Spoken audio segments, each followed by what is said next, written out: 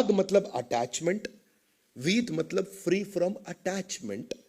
जिसको अटैचमेंट नहीं है उसको दो रिजल्ट मिलते हैं, वो भय और क्रोध उसको नहीं आ सकता, और ऐसा व्यक्ति स्थित धी मुनि उच्यते, कि ऐसा मुनि वो स्थित धी, धी मतलब इंटेलिजेंस, प्रज्ञा और धी एक ही अर्थ है।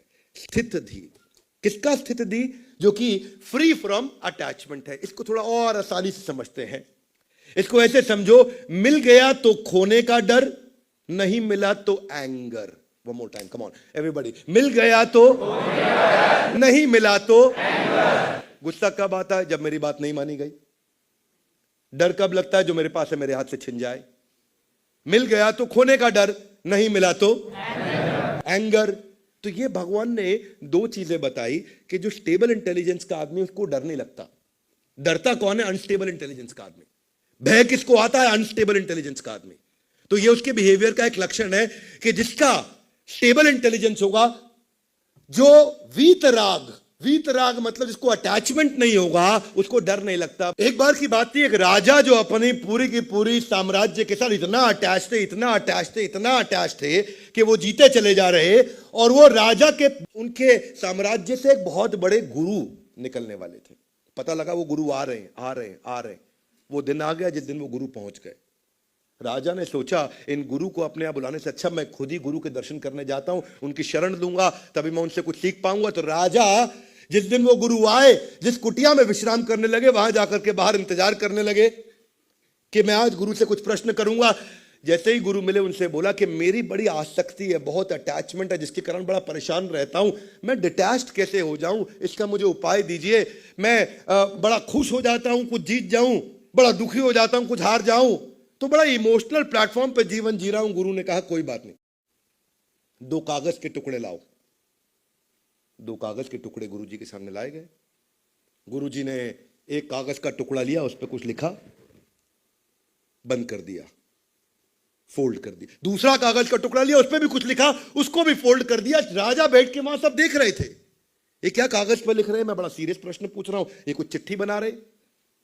तभी गुरु ने कहा, राजन जिस दिन तुम बहुत खुश होगे ना, ये पहली चिट्ठी मेरी खोल के पढ़ लेना, और राजन जिस दिन तुम बहुत दुखी होगे, ये मेरी दूसरी चिट्ठी खोल के पढ़ लेना। राजा बोले, गुरु ने बड़ा कस्टमाइज सोल्यूशन दिया है। दोनों चिट्ठी बड़ी संभाली, बड़े बड़े एनवलप बनाए, खुश होने के ऊपर लेबल लिख दिया, ये खुशी वाली चिट्ठी है, दुखी पे दुखी का लेबल लिख दिया, दुख वाली चिट्ठी लेके राजा निकल पड़े।